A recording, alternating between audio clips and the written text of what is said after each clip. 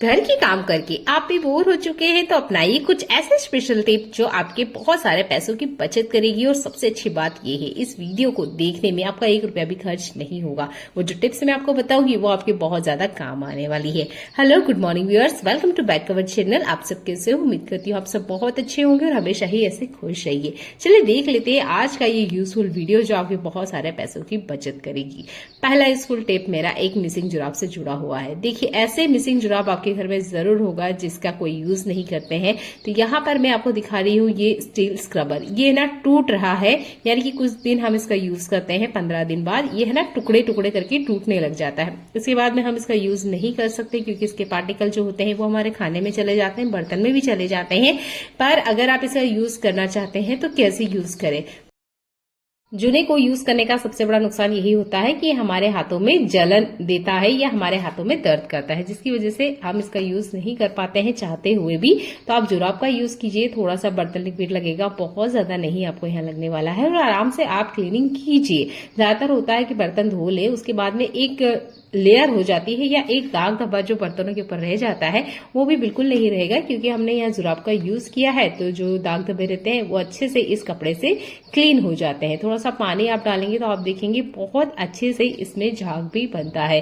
ज्यादातर हम झाग के लिए स्पंज का यूज करते हैं। मैं आपको दिखाऊंगी जैसे हम स्पंज का यूज करते हैं तो स्पंज भी ना बहुत जल्दी से खत्म हो जाता है और उसके भी बारीक बारीक पार्टिकल्स पूरी किचन में बिखरे हुए आपको मिलते हैं। पर अगर आप इस तरीके से स्क्रबर का यूज करते हैं जुराब के साथ तो आपको क्लीनिंग करने में बहुत ज्यादा आसानी होगी। मैं स्टिक को यूज करके आपको दिखा रही हूँ। देखिए, बहुत अच्छे से बढ़िया से झाग भी बना है और अच्छे से ये स्पंज काम भी कर रहा है, या जो आप ये स्क्रबर बोल सकते हैं, ये भी बहुत अच्छे से काम कर रहा है।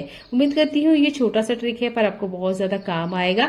यहाँ पर मैं आपको एक स्पंज दिखा देती हूँ। 5 दिन पहले मैंने इसे निकाला था और आप देखिए ये काम तो करता है पर ये बहुत टुकड़ों में टूट जाता है, मतलब बारी बारी टुकड़े इसके निकलते रहते हैं। उम्मीद करती हूँ ये छोटा सा हैक आपको पसंद आया होगा। अगला यूजफुल हैक मेरा कपड़ों के साथ आने वाले इस फॉर्म से जुड़ा हुआ है। ये जो फॉर्म होता है अक्सर हमारे जब नए कपड़े आते हैं उनके साथ आता है। हम इसका यूज नहीं करते हैं, सोचते हैं कचरा है और बेकार समझ के हम इसे डस्टबिन में फेंक देते हैं। चलिए इसका यूज करके बताती हूँ मैं आपको वाइपर के साथ। ये जो वाइपर मेरे पास है ये छोटी साइज का है। अगर आपके पास बड़ी साइज का वाइपर आप यूज करते हैं तो आपको ये जो पूरा स्पंज बोल सकते हैं या फॉर्म है ये पूरा का पूरा यूज में आ जाएगा। तो इस फॉर्म का मैं मेजरमेंट ले चुकी हूँ, इतने की मुझे जरूरत है, मैं यहाँ से इसे कट कर लेती हूँ। तो यहाँ पर बहुत बड़े टुकड़े की हमें जरूरत नहीं होगी अगर छोटा वाइपर है।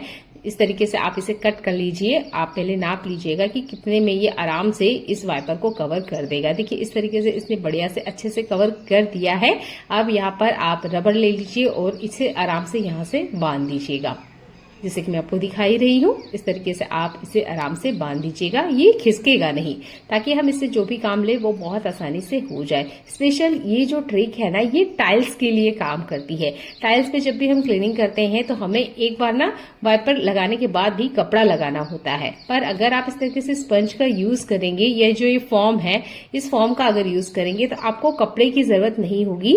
ज्यादातर जो टाइल्स होती है उसको क्लीन करने में हम फिर पहले स्क्रबिंग करते हैं, फिर कपड़ा लेते हैं, फिर वाइपर लेते हैं, बहुत झंझट होती है। पर आप ये जो फॉर्म है इसका यूज करेंगे तो आपको ज्यादा मेहनत भी नहीं करनी पड़ेगी और जो पानी है वो अड़िया से क्लीन हो जाएगा, जैसे कि मैंने आपको अपने सामने करके दिखाया है। उम्मीद करती हूँ अगली बार इस फॉर्म को आप फेंकेंगे नहीं। जो ऊपर की टाइल्स होती है बाथरूम की या किचन की, इसको साफ करने के लिए ट्रिक बेस्ट है। तो एक बार करके देखिएगा। अगर आपको ये ट्रिक अच्छी लगती है तो आप इसे लाइफ टाइम अपनी लाइफ में अपना सकते हैं। मुझे तो बहुत अच्छी लगी है, एक बार आप भी जरूर करके देखिएगा। चलिए देख लेते हैं आज का एक और बहुत ही स्पेशल टिप्स। हमारे घर में ना एक्सपायरी दवाई जरूर रखी होती है जो कि काम नहीं आती है और ज्यादातर हम इसे भी ना डस्टबिन में ही फेंकते हैं। तो आज का जो वीडियो है वो उन चीजों के लिए मैं आपको बता रही हूँ जिसे अक्सर हम फेंक देते हैं या बेकार समझ के हम इसका यूज नहीं करते हैं। तो जो भी दवाई आपके यहाँ एक्सपायर बच चुकी है, कोई सी भी दवाई, मैं कोई स्पेशल कोई दवाई का नाम नहीं बता रही हूँ, जो भी दवाई बच जाती है उसको आप यूज में ले सकते हैं। कोई ऐसा बाउल या बर्तन लीजिएगा जिसका आप खाने पीने में यूज नहीं करते हैं, इसमें पानी डाल दीजिए और इन टैबलेट को इसके अंदर छोड़ दीजिए। आप आप इन दवाइयों को आधे घंटे बाद में देखेंगे आराम से पानी के अंदर मेल्ट हो जाती है, इस तरीके से घुल जाती है। तो ये दवाइयां फर्टिलाइजर का काम करती है। आराम से आप अपने प्लांट को दे सकते हैं, किसी तरह के आपके प्लांट को कोई नुकसान नहीं होगा। अभी जो बारिश का मौसम आया है ना, इसमें बहुत जल्दी से हमारे पेड़ पौधों को कीड़े लगते हैं, इंसेक्ट लग जाते हैं, पत्तियां खाने लग जाते हैं, तब आप इन दवाइयों का यूज कर सकते हैं। चलिए देख लेते हैं आज का एक और यूजफुल टिप्स। आपके पास ना कुछ हार, नेकलेस, माला ऐसी जरूर होगी, जैसे कि मेरे पास भी है ये।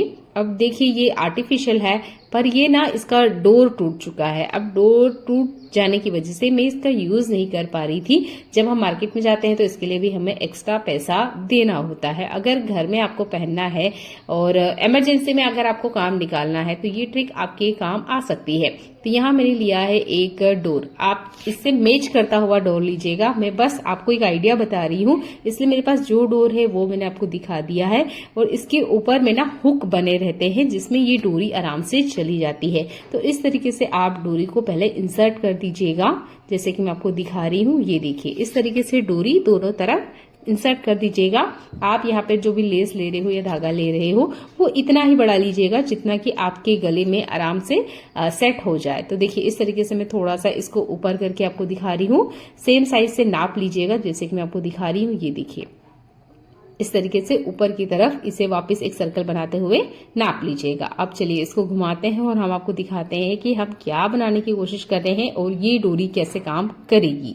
तो यहाँ पर मैं इसको सटीक मेजरमेंट ले लेती हूँ ताकि ये छोटा बड़ा ना हो, और नाप लीजिएगा कि आराम से आप इसे अपने गले में इस तरीके से पहन पाए। तो 4 डोर एक साथ हो चुकी है, जैसे कि आप देख रहे हो। तो जो डोर बंधी हुई है इसे हमने कैंची से कट नहीं करना है, इस तरीके से ऊपर की तरफ रख दीजिएगा। अगर आपने कभी मैक्रम का काम किया है तो ये ट्रिक आपको बहुत अच्छे से समझ में आ जाएगी। अगर नहीं समझ में आ रही है तो मेरे हाथों को ध्यान से देखिएगा। एक डोर को, ये जो लंबी डोर है जिसको हमने कट नहीं किया है, उसके ऊपर रखना है और जस्ट ऐसे ही अपोजिट हमने एक नोट इस पे लगाना है। ये देखिए बहुत आसानी से क्लियर से मैं आपको दिखा रही हूँ। इस तरीके से नोट लगाना है, फिर से अगेन यही नोट हमें फिर से लगानी है। इस तरीके से 3-4 बार आप ये नोट लगा लीजिएगा, जैसे कि मैं आपको दिखाई रही हूँ। इस तरीके से अगर 3-4 नोट आप लगा लेते हैं तो ये बहुत अच्छे से बंध जाएगी।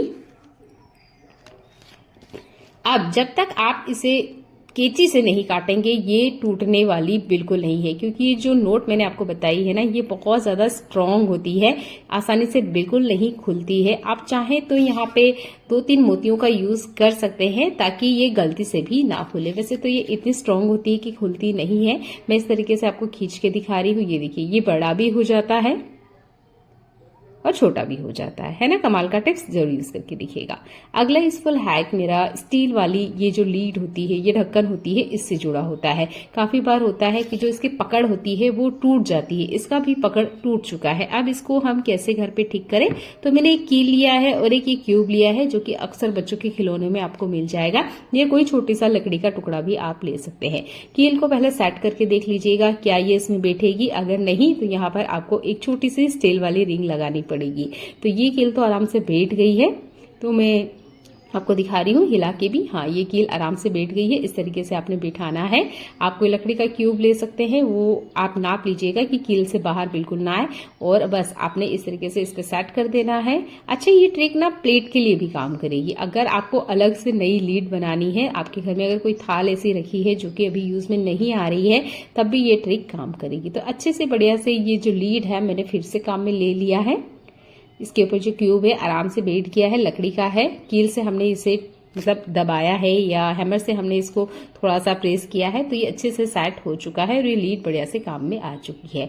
कोई प्लेन थाली वगैरह रखी है आपके पास जो अभी आप यूज में नहीं ले रहे हो, उसके ऊपर भी ये ट्रिक बहुत बढ़िया से काम करेगी। बीच में एक मेजरमेंट ले लीजिएगा, कील से एक छोटा सा छेद कीजिएगा, एक लकड़ी का कोई सा भी आप स्क्वायर या गोल लकड़ी का टुकड़ा ले लीजिएगा और आराम से आप किसी भी थाली वगैरह को लीड बना सकते हैं।